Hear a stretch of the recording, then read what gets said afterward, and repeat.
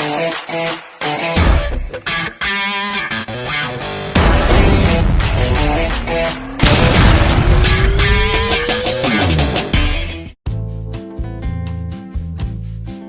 kabosing, ito po ang ating pinunta sa palengke kanina. Igigisa po natin yan. Simple lang na ulam para tayo magkaroon ng sabaw at gulay. Yan po. Shoutout po sa mahilig kumain ng gulay. Samahan niyo ako at magluluto tayo. Mapapansin niyo ba ito konti? Pakunti lang po kami. Lagi na lang kasi tayong nakapag-ulam ng mga dry, kaya kailangan din natin na magkaroon ng sabaw at saka gulay sa katawan. Tara, tayo gagayak na. Simulan na po natin. Mga kabosing, yung ating igigisa na gulay. Hindi ko na pinakita sa inyo paggagayat. Medyo naghahabol po tayo sa oras eh. Yan po, kalabasa, palaya, sitaw, okra. Yan, shoutout sa mahilig sa sigarilyas, talong. Ito po yung ating sibuyas at saka magpiprito na po tayo ng isda para ilalahok po rin natin dito para mas malasa. Pasensya na po kahit medyo ras tayo. Kailangan natin magmadali at gigising na yung aking anak. Mga kabosing kabayan, napainit na natin yung kawali. Kali maglalagay na tayo ng mantika. Tayan-tayan lang ho natin na medyo mainit pa ng kaunti para paglalagay natin ng isda. Hindi dumikit dun sa ating kawali. Yan ang sikreto. Kumbaga huwag tayo nagmamadali. Daanin natin sa tamang proseso para maayos ang ating pagluluto. Mga kabosing, mga kabayan, yan, palibasa sa mainit na po yung kawali. Kasama ang mantika, ilalagay na po natin ngayon yung isda. Yan, tignan niyo po. Yan. Yan yan. Sakto yung init. Sakto yung init at ilagay natin yung isda para maganda sa pagkakaluto niya. Hindi siya bibigit. Sabi dalawang piraso ko yun. Isa lang ginati. Kaya naging dalawa. Yan po mga kabosing, nabaliktad na po natin. Ano po? Ginamitan natin ng tong. Yan tong. Tapos, initay-utay muna natin ng itong sandok na bitas na. Yan. Ito nyo naman.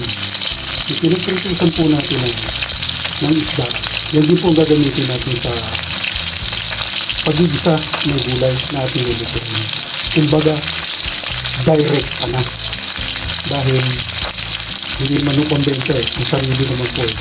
Kaya ito, gagamitin natin yung tiga na ating pinagpritusan ng tilapia para sa gulay naman natin na igisa.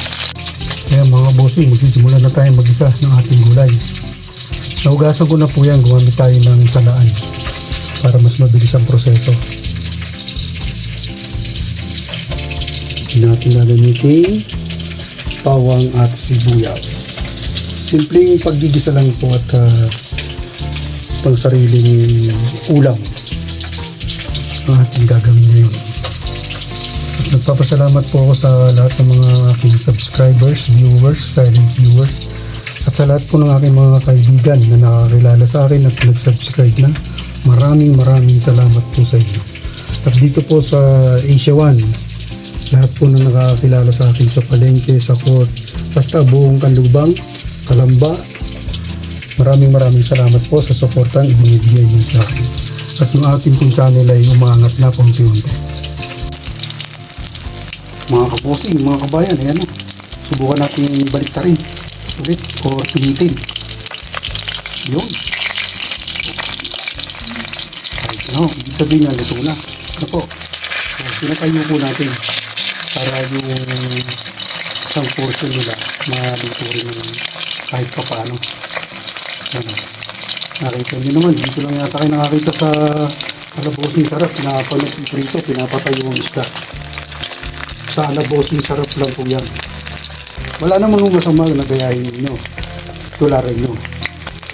Libre po yan. Basta huwag nyo lang akong kalilimutan mag-like, share, comment, at mag-subscribe sa Alabosing Sarap Munting Kusina. Mga kabosing, hahanguin na po natin. Sa inyo. Ano naman oh. Tilapia po yan ng Batangas. Yan ang pagpiprito ng alabosing sarap ng Team Kusina. Mamula-mula. Nilagyan ko lang po yan ng konting iodize para hindi siya masyadong dumikit pag ipiniprito. Sa hindi po nakakaalam, isa rin yun po sa mga pamamaraan. Parang isda natin hindi dikit sa kawali. Lagyan po natin ng asin o iodize. Simple-simple, nakapulot na naman po kayo sa akin. Ano po?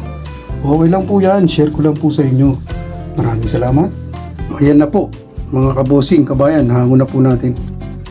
Yan yung tilapia. Magsisimula na rin po tayo kasi yung oras nga po ay kailangan nating habulin dahil yung anak ko maliligo na. Para bago siya umalis, makakain po muna at medyo malayo-layo talaga yung biyahe niya.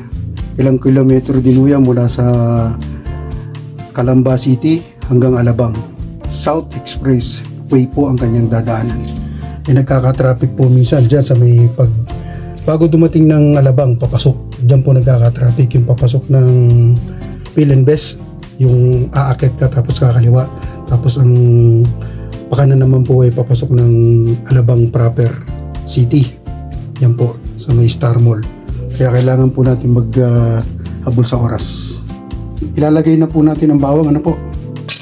Yo, ibisan nyo naman. Hindi na ho natin ihilit. Yan yung pinagpritusan ng isda. Kaya kung ako sinabi sa inyo, direkta na. Para wala na tayong paligoy-ligoy pa. Tama. Susunod naman po natin ang sibuyas. Tingnan nyo po. Pasensya na po kayo dahil wala akong tagahawak ng camera. Dahil mag-isang linggo na po mahigit, wala po si dito sa bahay. Kaya ako po yung nanay at tatay. Dahil meron lang konting problema sa kanyang side. Hindi nagkaroon ng karamdaman yung kapatid, siya yung nagbabantay sa ospital. Sinishare ko lang naman po sa inyo, hindi ko po minamarites, ano po. Ayan po, medyo brown na. Dadagdagan pa ng pagpiprito natin ng isda na hindi na natin tinanggal yung mantika. Kaya lalo siya nag-brown. Pero maya lang po, susunod na po natin yung gulay. Ayon sa kanyang mga pagkakasunod-sunod. Tingnan nyo na lang po kung ano yung inyong paano ang pagpaprocess. Ano po? Kasi ito yung pagpaprocess ko. Wala namang problema, pwede nyo gayahin. Simple lang po. Ayan ho. Po mga kabosing, mapula na. Talagyan na po natin yung gulay. Ano? Unahin po natin ng sitaw bago ang ampalaya, tapos kalabasa, okra, at pahuli natin yung sigarilyas at saka talong kasi medyo malambot po yan silang gulay na yan. Yun lang po unahin natin na tatlo. Bali apat ang unahin natin na kailangan magkasunod-sunod. Ano po? Hindi ko na ipapakita sa inyo isa-isa dahil wala na akong mag-ahawak ng camera. Mga kabosing, ito na po. So yung sinasabi ko sa inyo na apat na gulay na pinaghalo-halo ko na una natin ilagay. So, hahaluin po natin ng bahagya bago natin tatakpan. So, shoutout po sa mahilig sa gulay. Ito po yung ginisa version ng alabosing sarap ng Team Kusina. Dito lang po yan sa Calamba City, Canlubang, Asia 1. Bahagya po natin tatakpan, ano po, para mas maganda luto niya, balanse. Lalagyan na po natin ng takip. 3 hanggang 4 na minuto po bago natin bubuksan muli. Sinagulta niya. Isa na ho siya nagpa-process. Unti-unti na po siya niluluto. Iyan. Kita niya naman. Mamaya po ulit. Mga kabosing, mga kabayan. Ayan. Bubuksan na ho natin. Titingnan natin kung anong naging resulta na. Wow! Ito. Ang ating niluluto din isang gulay. Hahaluin natin tapos isusunod na po natin yung talong at saka sigarilyo. Ayan po. Naku, ito na ho. Kaya saludo po ko kay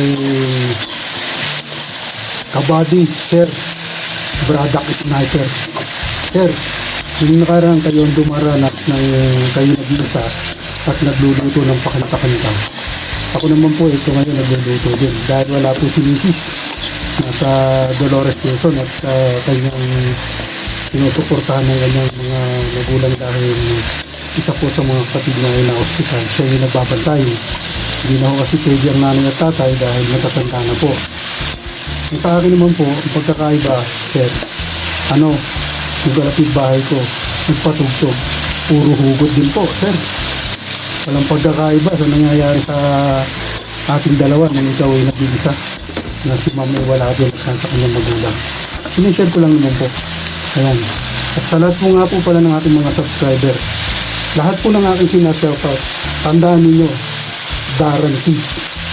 Igagaranti ko sa inyo. Sila po yung laging nakikita ko na nagko-comments, nagla-like sa aking mga upload. Bisitahin po din ninyo. Kasi lahat ng mga pangalan na binabanggit ko pag ako'y nagsha-shoutout. Kay Kapiteno Farmer, kay Reed Santiago, kay Ma'am Travel Land Nature Estonia, kay Ma'am Mary Jane Collantes, kay Edwin Sargayno, Marlon Backyard. Doon po sa mga hindi pa nakaka-subscribe or nakakabisita sa mga ganyang sinasabi kong YouTube channel, pasyalan po ninyo. Talagang 100%. Ayan. Si Sereno Video okay, sir. Ayan. Lahat po sila. Hindi ko na kayang isa-isahin pa lahat. Basta pakinggan po ninyo at pag nasa nyo, panoodin lahat yung sinasabi. Sila po yung sumusuporta sa atin. Si Ma'am Leonor 18 na nasa US. Yan, isa rin po yan. Si Vicarian Food Channel. Basta marami po sila na mga sumusuporta sa atin na hindi ko na kaya isa-isa dahil sa dami. Pasensya na po kayo, pero pagdating sa shoutout, alam niyo yan, lagi ko kayo sinashoutout. Maraming salamat po sa suporta ninyo binibigay sa akin. At hanggang ngayon, kayo'y nakakapit pa rin. Kapit lang, sama-sama, kawak-kamay para sa hinaharap. Yan o, naisunod na ho natin yung sigarilyas at saka talong. Pagkakalang ko kasi madali maluto itong dalawang to dahil malalambot sila. Pero bagamat kung halimbawa may pagkakaiba man, pakikorek na lang po. Comment na lang po kayo. Dahil yun po yung aking pagkakaalam eh. Ewan ko lang po sa inyo, ano po, tatakpan ho uli natin yan ng mga 3 to 4 minutes bago uli natin bubuksan mamaya at lalagyan ng sabaw. Mga bossing kabayan, check natin uli, ano po. Yung pwede naman po. Haluin naman natin bahagya bago lalagyan na po natin ng sabaw. Mga bossing, mga kabayan, ito na po. Lagyan na po natin yung sabaw na. Bali ito po yung malukong na ginamit ko na po. Try po natin muna ito. Ayun. Ito po siya. Yan. Yan po siya ating ginamit. Lagyan pa uli natin ng kalahati. Kung kukulangin saka natin dadagdagan. Kung mapapansin nyo, bakit inaalalayan natin, siyempre mas maganda po yung utay-utay. Huwag natin bibiglain. Dahil pag sumobra ho pa talaga, napakahirap. Bawasan. Ibali magdagdag tayo, nang magdagdag, huwag lang yung sumobra ng hirap bawasan dahil nandyan na po, iluluto na. Yan, ang aking pamamaraan, nakita nyo naman po, lalagyan natin ng patis para pagkulo niya, kasama na yung patis sa pagkulo. Ito po mga kabossing, yung patis nilalagay natin. Pansinin ninyo. Yan po. Ito po yun, oh. Ginamit ko. Tabang, saka na lang po natin dagdagan. Tatakpan po uli natin para pagkulo ng kulo ay mapasama yung patis na inilagay natin. Lalasang-lalasa po siya sa niluluto natin gulay. Ano po? Mga kabossing, mga kabayan, check natin. Wow, kulo na po. Lalagay po natin sa ibabaw yung tilapia na ating pinarito para lalong lumasa ng lumasa. Ano po? Tingnan nyo. Beno. Ayan. Para mas maganda, ilulubog natin.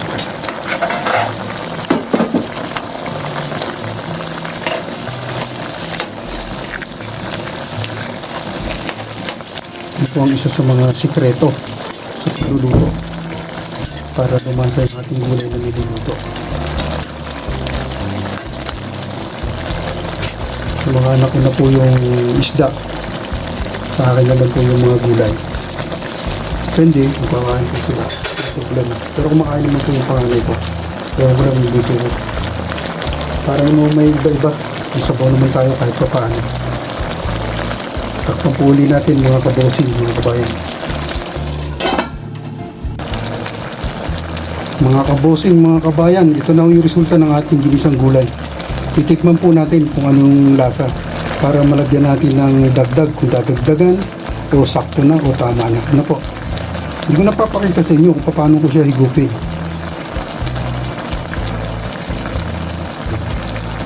Wow! Talaga namang swabing-swabe po ang sarap kung nandito lang po kayo. Yan lang po ang nakayanan natin nalutuin ngayong hapunan.